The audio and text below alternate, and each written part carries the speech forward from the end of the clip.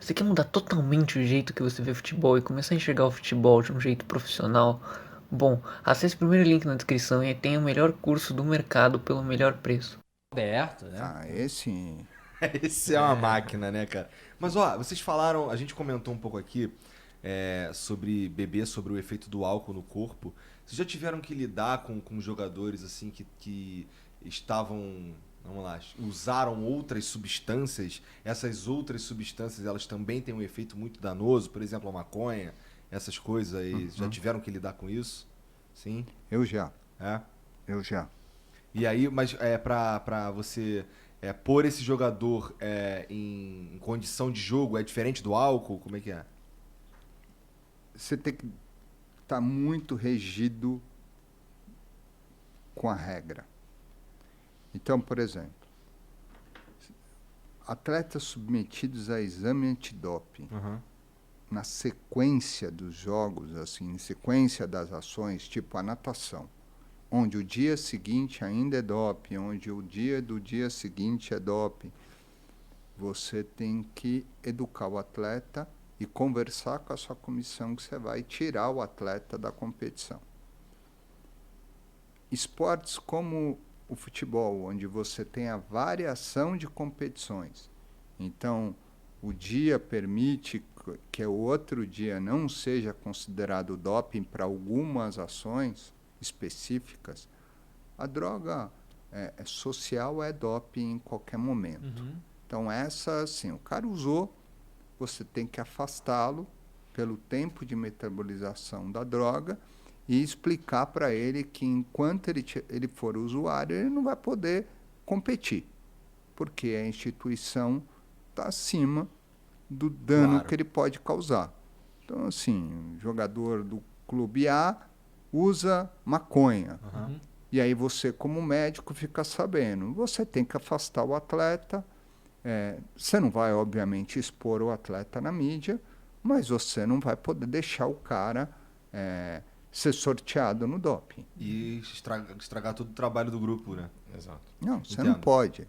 Imagina, você está ali seguindo uma sequência e aí o clube é notificado de um atleta subdoping. Então, todas as drogas recreativas, maconha, vamos usar a maconha de exemplo. A maconha, ela é doping. Sim. O álcool é doping? Não, O álcool não. O álcool não. Tá. Nicotina?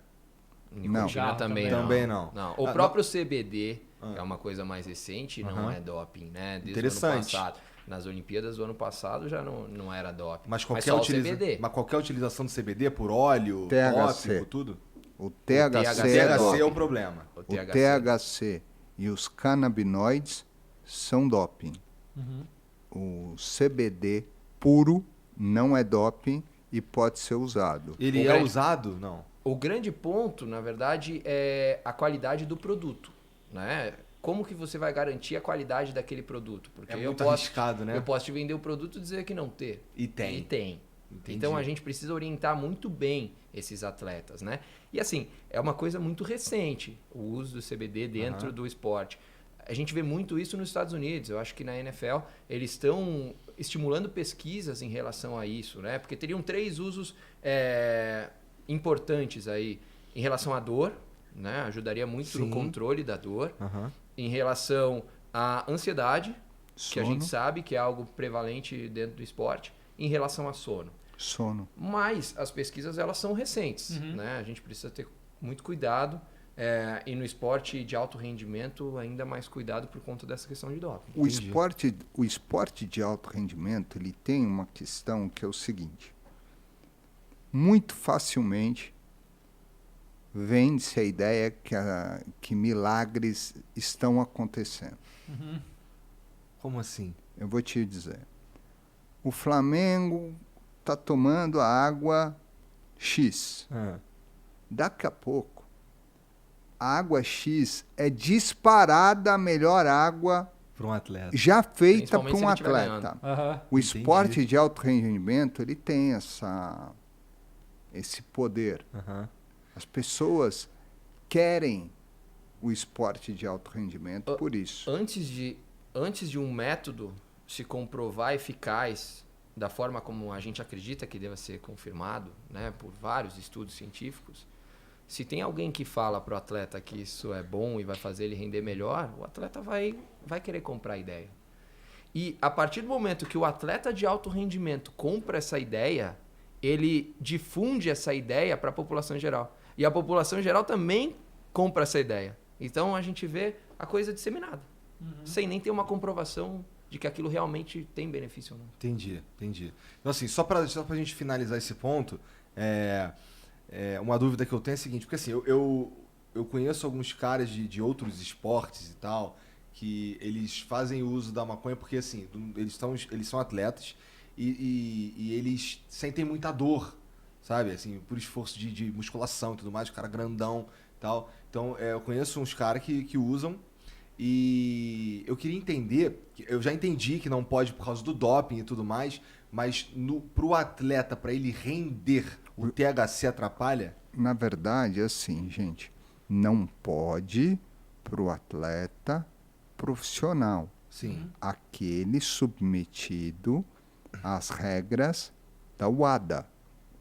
Pro atleta A amador... WADA é a Agência Mundial de Controle de Doping. Tá. Aí a gente, todas as modalidades seguem Segue os igual. princípios da WADA. Tá. É a mesma. Desculpa, Gui. O atleta amador, o atleta que não é profissional, o atleta que está ali treinando e que usa, vamos dizer, o CBD com um pouco de THC prescrito pelo seu médico para controlar melhores as dores pós-treino. A titulação é dos dois.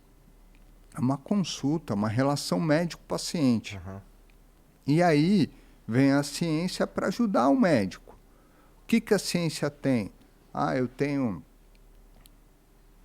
3.000 para um. Eu tenho... Tem doses variadas, estudadas, para se usar determinados medicamentos. Ou, no caso, determinada droga. Uhum. Agora, até o cara que está ali fazendo o seu cigarro de maconha e usando, é diferente um do outro. Então, é difícil dizer certinho como usar e prescrever. Claro. O que a gente vê acontecendo é cada vez mais, como o Guilherme disse, estudos sendo organizados para que drogas que aparentemente são eficientes em alguma dose, a gente saiba qual é a melhor dose e resposta dela naquela atividade para determinado tipo de atividade que a gente queira. Então, sono, dor, Entendi. e assim por diante. Uma outra coisa, outro assunto. A gente estava falando antes aqui, na verdade, sobre